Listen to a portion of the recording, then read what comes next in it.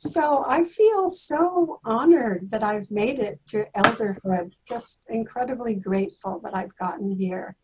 And amazing, it's amazing. And in thinking about my trip to elderhood, I realize how very, very, very important this beloved congregation has been for me in my journey. The whole congregation, I've been a member over 30 years. So the whole congregation, as well as the small groups that I've been privileged to be part of.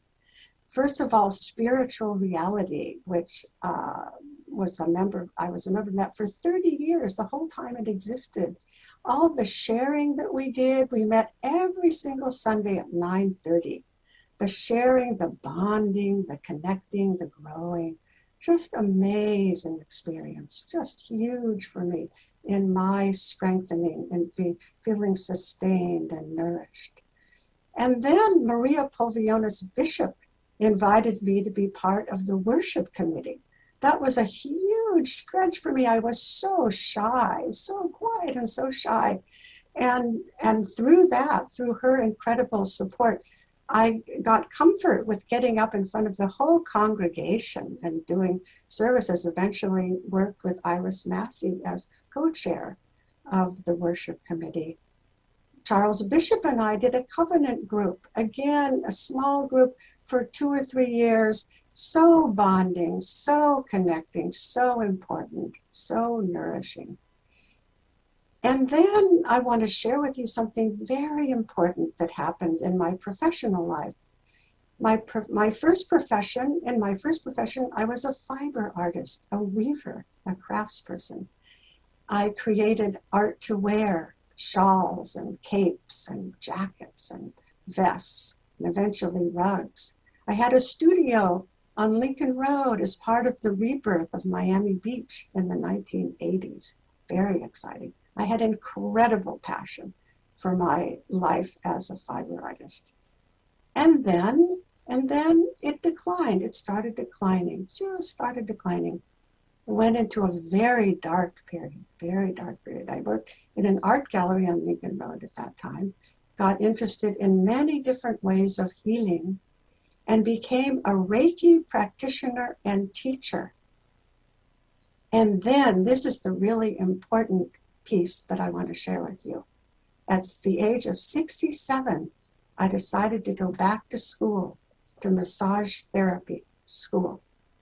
I was the oldest member in the class. I felt a million years older than everybody. I had exams every single day. It was very hard, but I did it. I passed, I got my degree, and eventually I opened a very beautiful, very peaceful, very comforting massage therapy bodywork studio in South Miami. Just to show you that we can change our professions, we can have passions, we can let go of them and move on to other ones. Just incredibly important to me to share that with all of you, looking back at my journey to elderhood. And another thing that I'd like to share with you is a ritual that I have that's very, very nourishing and strengthening for me. And that is, I've evolved this over the last, I think, 12 to 15 years, and that is going to sunrise every single morning at the water's edge. Each morning, a new beginning. Each morning, a surprise, a different experience. Sometimes colors, awesome and amazing. Sometimes what I call a silver day. Just everything silver, the water, the sky, the clouds. Whatever it is, it's amazing and awesome. I sit there on the sand, leaning against a palm tree, and I invite the energy, the beautiful energy, the love of the earth to come up, to rise up. Beautiful, sustaining, nourishing love of the Mother Earth. So, one final thing I want to share. It came to me, I don't know, it dropped in. Maybe one of you said it to me. But I believe this, and that is, and I say it often, the universe unfolds in amazing ways. The universe unfolds in amazing ways. I've observed it, I love it, and I love you. Thank you.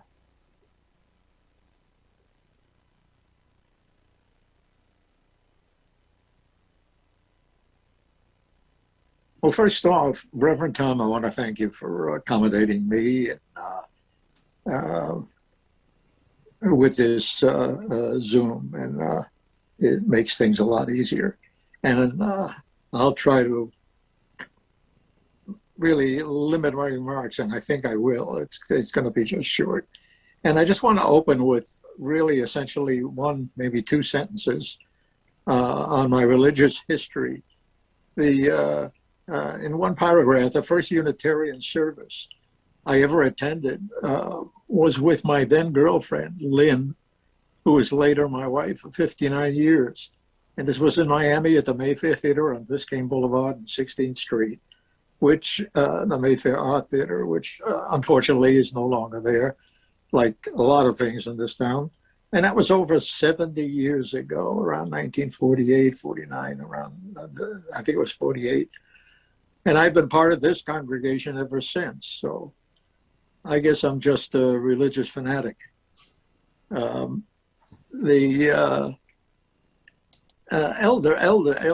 you know, I was thinking, when does one realize that one is an elder?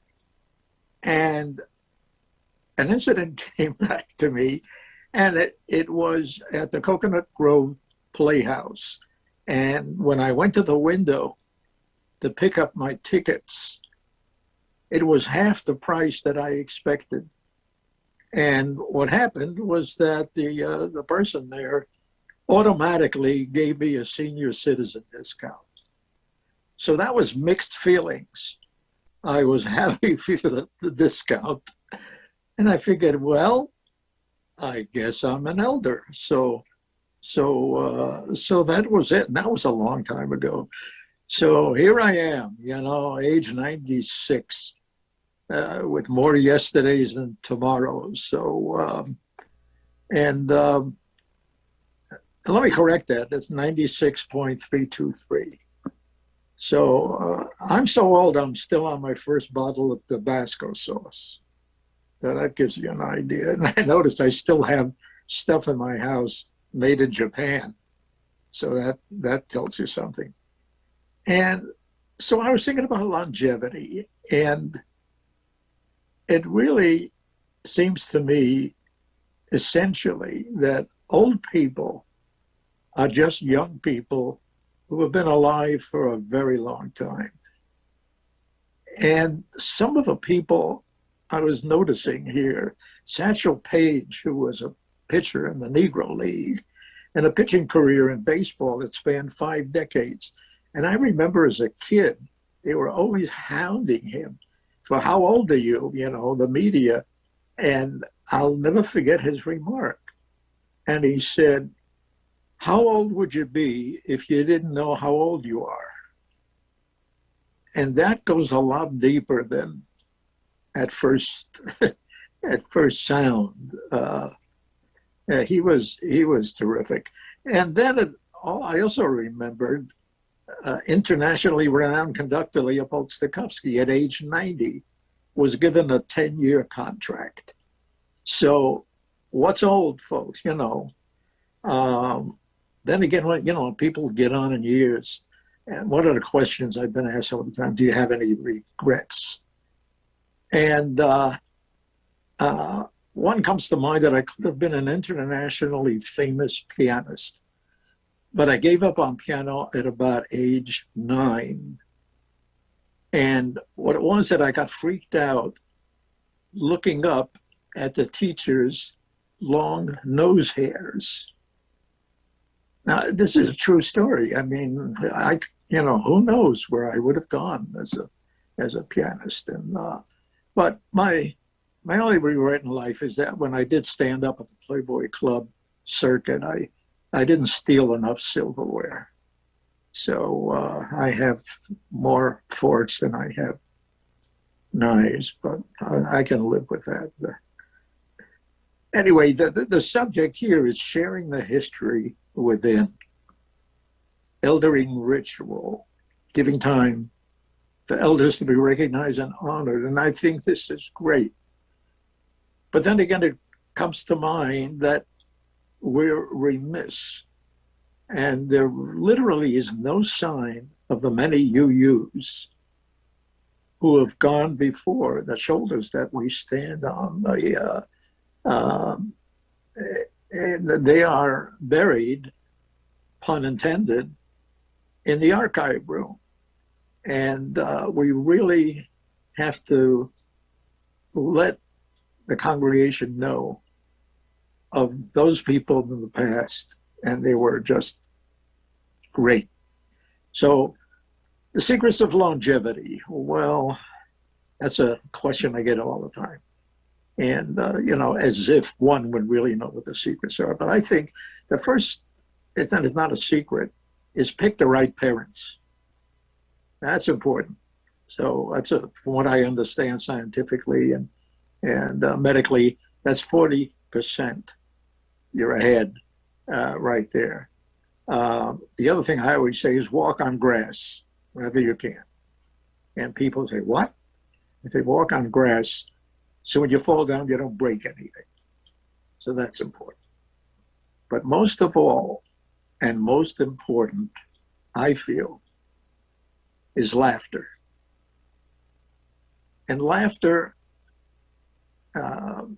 is also, some call it the universally recognized human sound. It goes without saying, so I'll say it. The therapeutic value of laughter in medicine is releases endorphins, reduces stress, boosts the immune system by reducing the body's production of stress hormones like cortisol, increases blood flow to internal organs, relaxes muscles. We all heard that. And it works, and it's important. But as important is laughter as a weapon. And that may sound strange, but I think Mark Twain said it very, very well. And this is a quote from Mark Twain, who said, humanity has unquestionably one really effective weapon: laughter.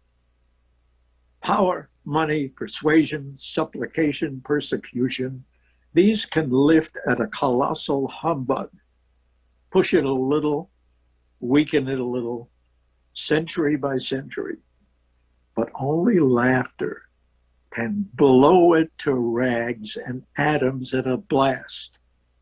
Against the assault of laughter, nothing can stand. End quote. And I remember in an interview years ago with George Burns, if he wasn't 100 in the interview, he was close to it. And it was a long interview. And during this entire interview, he was chain smoking cigars, which is what he did. And not the nickel kind. He bought $40 cigars in those days. And the interview went on, and it was funny. And he was, as far as laughter is concerned. But then the interviewer actually asked him, well, finally, Mr. Burns, I noticed that you smoke a lot of cigars. What do your doctors say? And I'll never forget what he replied. He said, they're all dead. So there's a quote of Edmund Gwenn that some of you may remember, Kris Kringle in A Miracle on 34th Street. And he said, quote, dying is easy. Comedy is hard. So I want to close with a line of Woody Allen, one of my gods. And he said, I'm not afraid of dying. I just don't want to be there when it happens. Thanks for this. I appreciate it. My love to you all. We are willing. Even in the earliest days, our ancestors knew that living meant changing. They gazed upon the skies and saw the moon rise, first as new, then as full and then dawning down into dark. They marked with circles the path of the sun and crossed the unmarked deserts and seas, guided by the circling stars, as above, so below. They honored with rites of passage those among their kin who passed the milestones of this life, rites to honor birthing, coming of age, marriage, and elderhood. Honored were the elders, those who held the wisdom of the people. They were the teachers, the healers, the diplomats, the chieftains, and priests. It was they who cared for and blessed the dying. It was they who showed in their living and their dying that all life continued on and that death was not to be feared. Are the most invisible people in our society.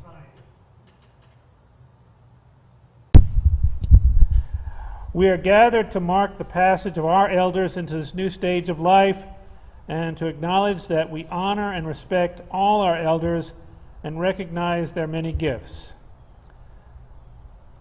In just a moment, I'm going to ask each of our elders to say their name, and then, if they wish, they can share one thing about being an elder, or perhaps one legacy or piece of wisdom that they would like to pass on. So I'm going to pass this microphone, but you have a cloth if you'd like to use that to hold the mic. And I'm going to come out this way. We're going to double duty this cloth, so if you want to use the cloth to hold it, there you are. Hello everyone, I'm Selva Joseph, and I'm just so honored to have heard the words of wisdom both from Martha and from Ray Baumel, so I cannot top that. And I think the day also is a glorious day for us all to be together. And I reiterate what Ray Baumel said, a sense of humor. I remember when my grandmother, who had Alzheimer's, saw herself in a mirror. She had never probably thought of this, but she ran out into the living room where I was sitting and she said, "Oh my God, there's an old woman in my room." She never saw herself as an old woman. So it's funny, sad, but glad also. I think a sense of humor is good for all of us as we march together. Even a baby born is getting a day older.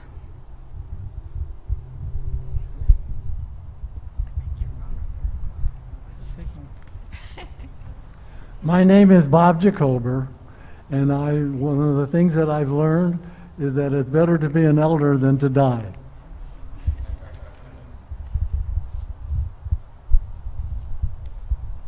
Hi there, I'm Ruth Trencher. I've been here 50 years. I also was impressed with what Martha and Ray had to offer. The legacy I could suggest to you is find the music in your lives. Whatever kind of music it is, it's always there. Look for it. Hello, I'm Mark Cassis, and I had to think if I was an elder, but I'm on Medicare, so I'm an elder. I'm just grateful to be here. This is a wonderful, loving community. I've been coming for a long time, and I just want to say that thank you for being here for me as an elder. I think we have to move for the microphone. I'm Terry Lohman, and I think one thing that's funny as I get older, I have more of a connection to my ancestors. They don't seem like they were from prehistoric past, because I'm a good portion of the distance back, and yeah, I'm a good portion of the distance as far as age goes to reach back in time. I don't know if that makes any sense, but at any rate, I do find I'm closer to them.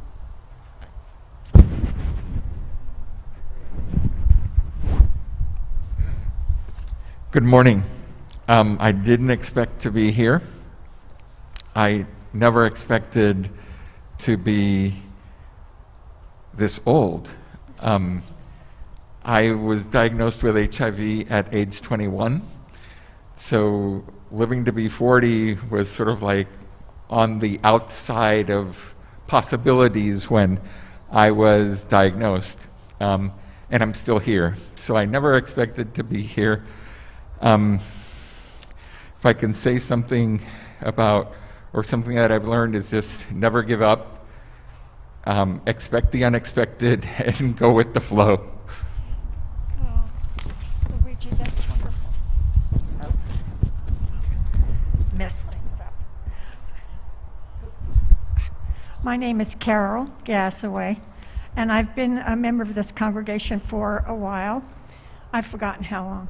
But anyway, I have felt most welcome here.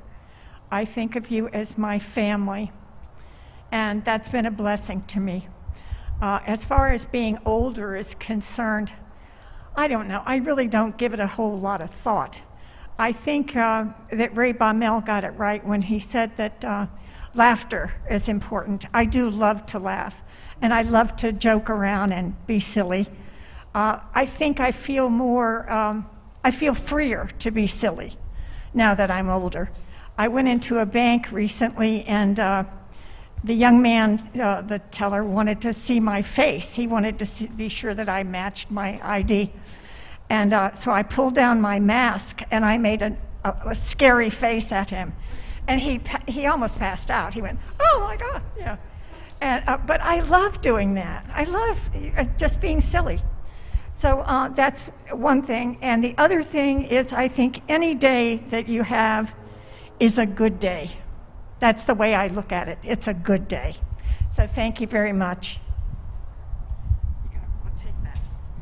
I don't want the cloth. Oh, for goodness. Thank you. My name is Judy Homer. I'm 78 years old, so I qualify as an elder. And one of the things that I've developed over the years that has aided me enormously is becoming a good listener. Learning to listen certainly aids in good communication in relationships. So that's something that that's happened to me over the years and is a great benefit. Thank you.